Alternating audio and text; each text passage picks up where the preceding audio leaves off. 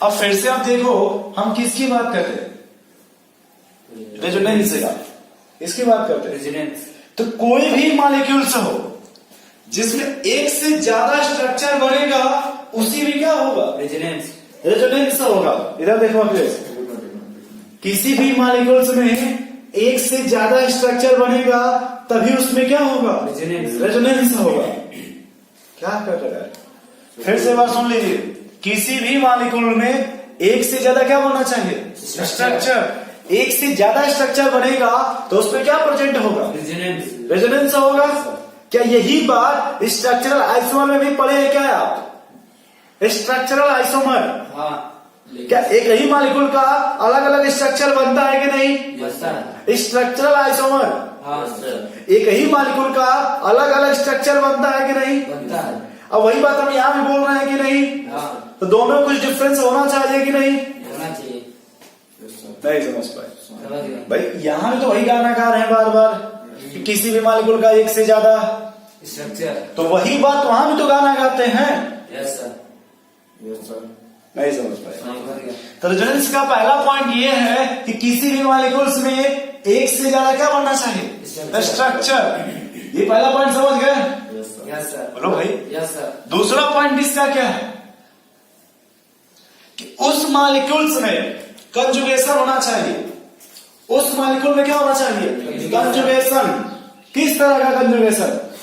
पाई के पाई। Pi gap पाई, पाई के lone pair. Pi gap lone pair, पाई के पॉजिटिव। पाई गैप पॉजिटिव, पाई के नेगेटिव। पाई गैप निगेटिव, पाई के free radical. पाई gap free radical. तो पहला कंडीशन क्या हो गया? एक से ज्यादा स्ट्रक्चर बनना चाहिए।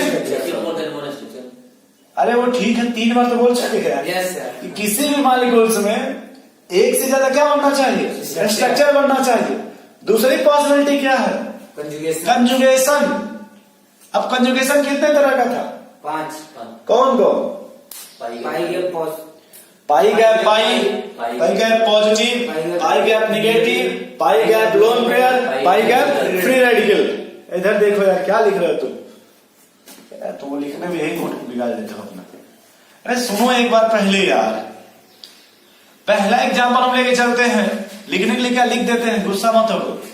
लिखना चाहते हो लिख लेना। लिखो इफ इन अ मॉलिक्यूल, लिखो यार पहला इफ, लिख लो भाई। If in a molecule having more than one structure. more than one possible resonating structure, then resonance is present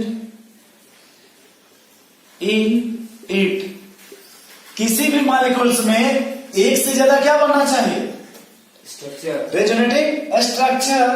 तब उसमें क्या प्रेजेंट होगा? रेजोनेंस। रेजोनेंस। दूसरा,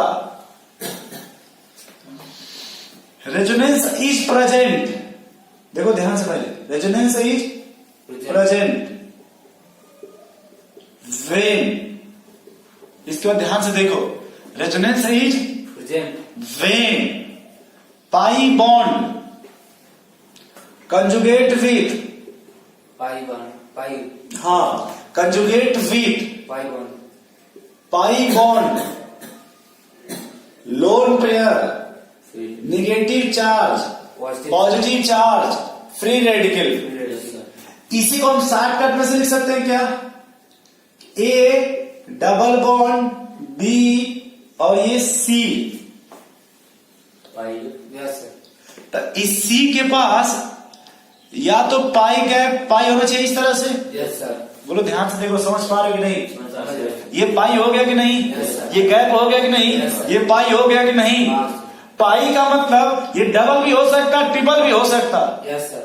नहीं समझ पाए? Yes, sir. पाई का मतलब डबल बॉन्ड भी हो सकता, ट्रिपल बॉन्ड भी हो सकता। Yes. दूसरा सिचुएशन क्या है? पाई गैप, बोलो क्या लिया जाए? Lone pair.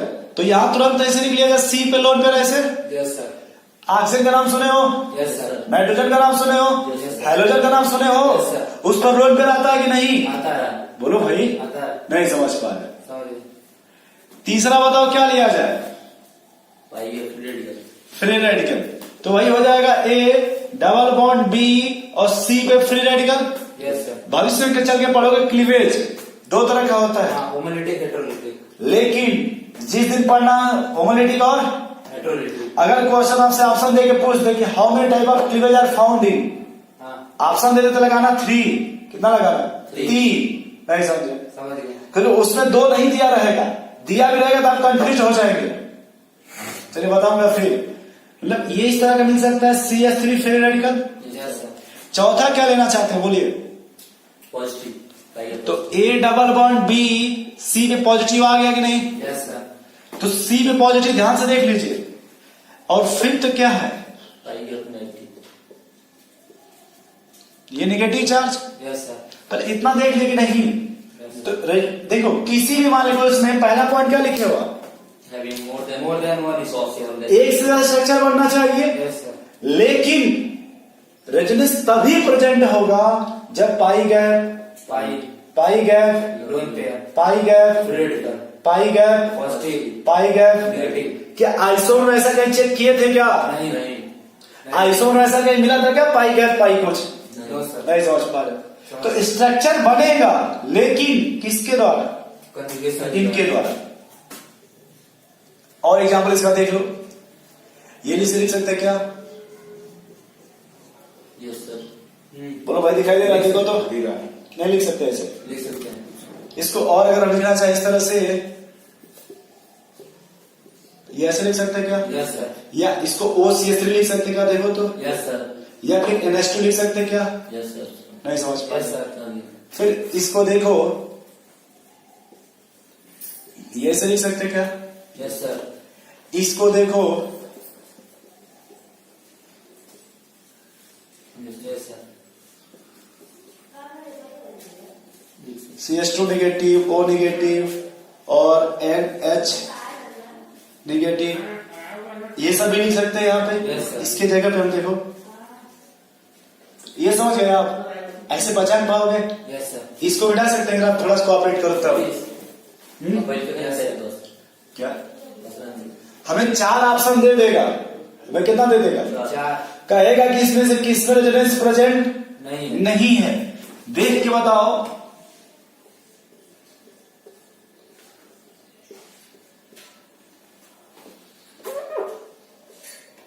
रेजोनेंस है इसमें? है। रुक जाओ, तुम सो रहे हो। ये फर्स्ट, ये सेकंड, रेजोनेंस है कि नहीं? है सेकंड। इसमें नहीं है। दोनों में है। ये पाई गैप पाई नहीं हुआ, हुआ। ये पाई गैप पाई नहीं हुआ। हुआ। फिर तीसरा सवाल,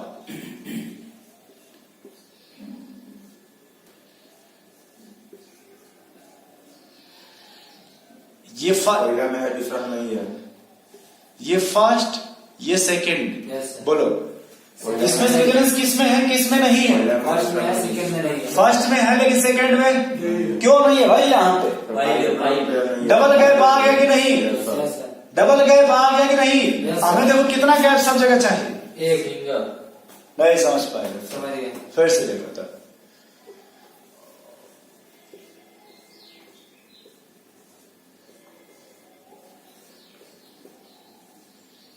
फर्स्ट, पहले वाले में नहीं है, दूसरे वाले में है।